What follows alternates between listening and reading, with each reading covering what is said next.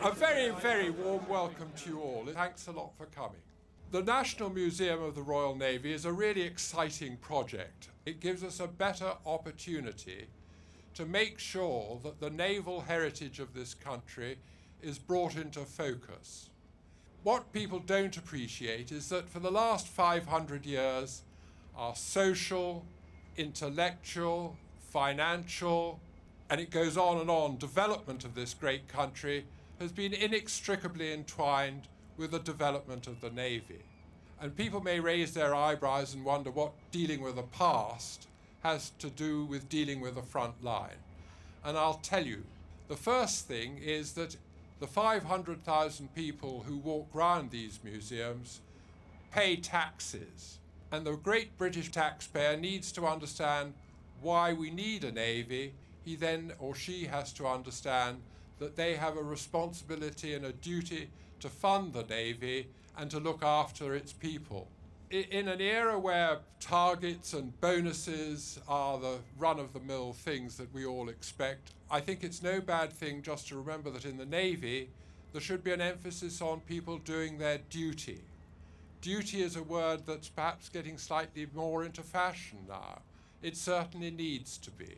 The second important thing about what these museums can contribute to is that it makes our young people realize that they should be more in awe of their reputation and their tradition behind them than they are of the fear and the enemy that's in front of them. It's been very strange that the Royal Navy is the only one of the three armed forces not to be represented by a national museum. And for a nation that owes its very existence to its history as a sea power, that is indeed a strange omission. And it is one that the Royal Navy now intends to rectify by drawing its four individual museums together. Standing in front of HMS Victory, we're all reminded of the iconic significance of Nelson's flagship and the oldest commissioned warship in the world. And given the reasons that we're here today, the importance for naval heritage of the ship is clear. And the establishment of the National Museum of the Royal Navy is, I think, an important occasion to remind ourselves of the central importance that the Navy has played over the years and how it has added to our security.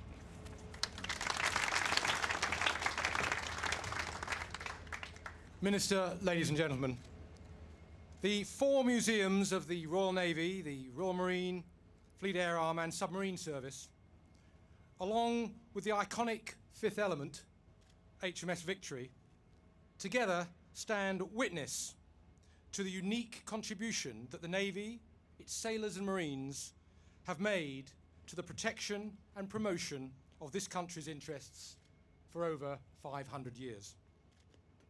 I warmly welcome today's launch of the National Museum of the Royal Navy for two reasons. It creates a single focus for the preservation and showcasing of our naval heritage and better illustrates how closely linked are the fortunes of the Navy and the nation it serves. But the Naval Museum is much more than the guardian of our legacy. Its documents, records and artifacts do more than tell us about the past.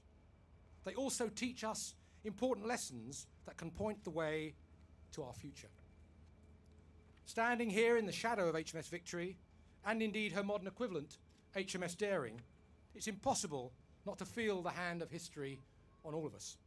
Both ships are similar in one important respect. Their beating hearts are the sailors who serve within them.